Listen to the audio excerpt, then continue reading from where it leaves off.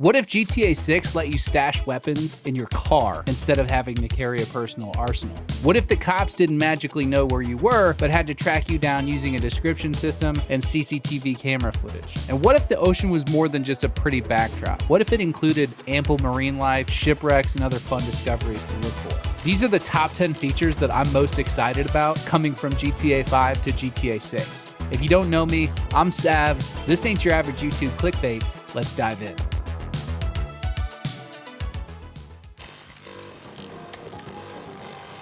So based on what we've seen in the patents and the leaked footage from 2022, it looks like Rockstar is overhauling the movement system in a big way. If the leaked footage is accurate and current, we could be looking at an advanced animation blending system that uses momentum-based adjustments. Now, what this could mean for players is movement that feels much more natural. So characters that lean into turns, carry momentum realistically, and don't just stop on a dime like in previous games.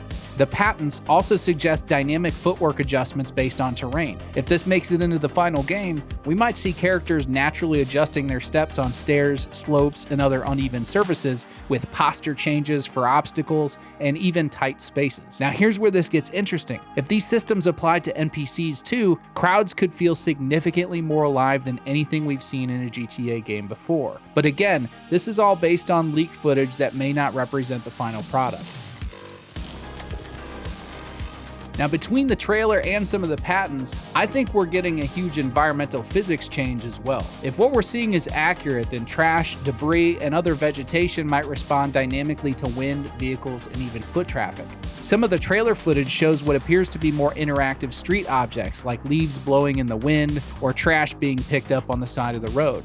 And it looks like they might be movable physics objects rather than static decorations. If this is the case, it could add a new layer of environmental interaction that we haven't ever seen before. The patents suggest ambitious environmental systems, but we don't know how extensively they're implemented until we get our hands on the game in May of next year. Now, one of the most promising features that we've seen in reference to GTA 6 has to do with a patent related to interior generation. Now, this could address one of GTA 5's biggest limitations, the abundance of buildings that were just facade. Rockstar has filed patents for procedural interior generation, which could theoretically allow for variable layouts with different decor and unique lighting in interior spaces. If implemented, this might mean that each bar or shop could feel different rather than just copy and paste it. The patent also suggests that these interiors could adapt to their neighborhood surrounding.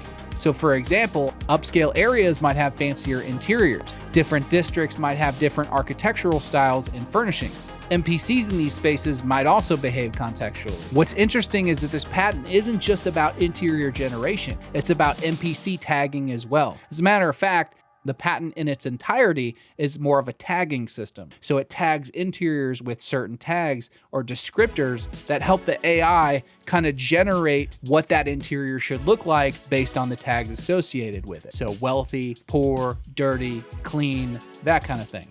The tagging system also helps with NPC variation as well. So if you go to a fast food restaurant, you'll see NPCs that sort of fit the description of your average fast food goer. If you go to the beach, you'll see a lot of people wearing bikinis and swim trunks or banana hammocks or whatever they're wearing these days. And you'll see them walking around with volleyballs and headphones on and that kind of thing, just acclimated and living in that environment contextually. What we can say is that it looks like there will be a lot more interior spaces than GTA 5 offered, but the extent and sophistication of these systems remains to be seen.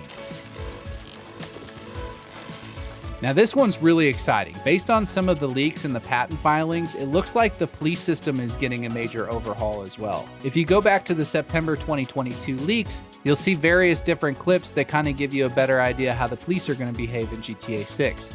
One of these clips revealed a description system with a countdown timer for when the police are going to arrive. So I think when you begin committing a crime, your description and the severity of that crime is going to determine how fast the police actually respond in that situation.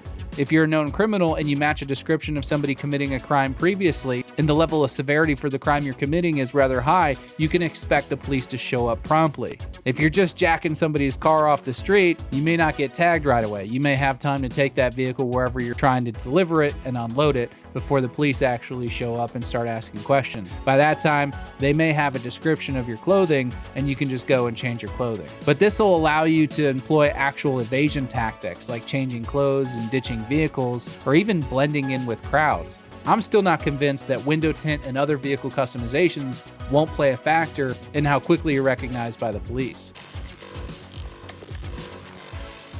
Now, if you go to the GTA 6 website, you can see a clip towards the bottom of the character page that shows Jason and Lucia pulling a couple of handguns out of a trunk and tucking them into their waistbands. I think this is a big hint from Rockstar directly to the players that weapons are going to be stowed in vehicles unless they are on your person. So similar to Red Dead Redemption and stowing weapons on your horse, I think stowing weapons in your vehicle is going to be the new way to transport your RPGs. So gone are the days of pulling a minigun out of your pocket and shooting down the helicopter. I think this adds a lot of immersion to the gameplay and makes the game experience feel more real, like you have to plan ahead and you can't just go willy-nilly into each situation and expect to survive. It gives it more of a weight and survivability factor. So I'm all on board for this. I know there's a lot of people out there that really miss the idea of carrying all the different weapons in your pants, but for me, anything that's going to lend itself to a more immersive experience is something that I am 100% on board with. Now, if you go back to the 2022 leaks, you can see a specific clip where Lucia is carrying either a dead or an unconscious NPC on her shoulder, similar to what you'd see in Red Dead Redemption 2. I think this mechanic is making its way over to GTA for the first time, which means that you should be able to stow NPCs in vehicles as well, just as you could on the back of a horse. It would make sense to me that you can put a body in a trunk. I can totally see Rockstar giving us that option. If their goal is to make vehicles more impactful and more interactive, and their goal is to make the world feel more immersive, then carrying a dead NPC and throwing them in the trunk before you go feed them to the fishes is something I can totally see Rockstar doing for GTA 6. Now, based on some of the patents that we've seen and the observed footage, it looks like NPCs in GTA 6 might have more sophisticated reaction systems. The patent actually suggests that NPCs could have variable responses based on personality and situation. Some might flee, others might freeze, some might resist or fight back, or just look scared. Different weapons might even provoke different responses. An NPC might remember interactions over time. Now, this could create opportunities for a more realistic hostage situation or crowd control mechanic. Dynamic scenarios where managing witnesses becomes tactically important. Crowd control mechanics could mean that NPC reactions could affect your wanted level escalation, meaning effective intimidation might keep your heat level low. Like, for example, you could intimidate witnesses in Red Dead Redemption 2 and keep them from going and tattling on you. This might also be the case in Grand Theft Auto 6. I think anything that's going to make interactions with NPCs feel more immersive and dynamic is a win for GTA or Red Dead Redemption in general. So I'm 100% on board with this. I think it's super exciting. Now, since we keep bringing up the 2022 leaked footage, I want to bring up a very specific clip that we got back then, the diner robbery scene, where you can see Jason and Lucia actually holding up the clerk and performing crowd control tactics in the crowd to make sure that nobody runs out and notifies the police or pulls a gun or anything like that.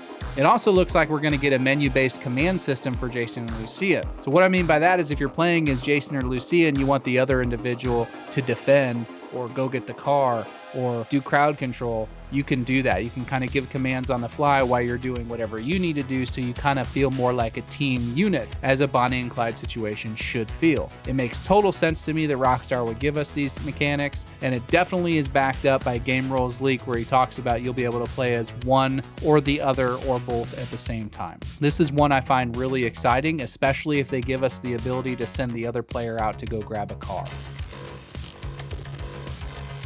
Now, in the screenshots, we can also see that scuba diving is going to play a role. This is also confirmed by the leaks in 2022 and some of the other things that we've seen. It would make sense that in a game world based off of Florida that you would have an ample marine ecosystem and activities to participate in out on the water.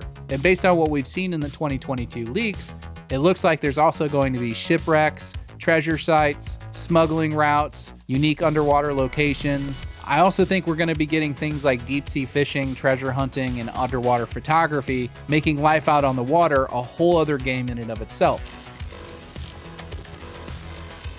This technical patent suggests that clothing might actually fit different NPC builds appropriately, and animation systems could adjust movement patterns based on character proportions. So NPCs in different districts might have appropriate appearances and behaviors for their locations, as we mentioned with the tagging system earlier. But if fully implemented, this could create crowds where every person feels like an individual rather than variations on a few templates. What this patent really does is it unlocks different body types. You may have 50 different sets of legs for NPCs for the system to choose from, but the legs don't necessarily go with the torso, which doesn't necessarily go with the arms or the head shape. So you can get truly different varied NPC options based on what's available and the game logic that's programmed into the actual experience. So there you have it. There's my top 10 features that I'm most looking forward to coming from GTA 5 going to GTA 6. If you made it all the way to the end of the video, drop a green heart in the comments. And if you like this video in this style, you'll definitely enjoy this one here. This is 25 different discoveries that I've made while researching GTA 6. Thank you so much for the members that are supporting the channel. Thank you guys so much for watching. I'm Sav. I'll see you on the next one.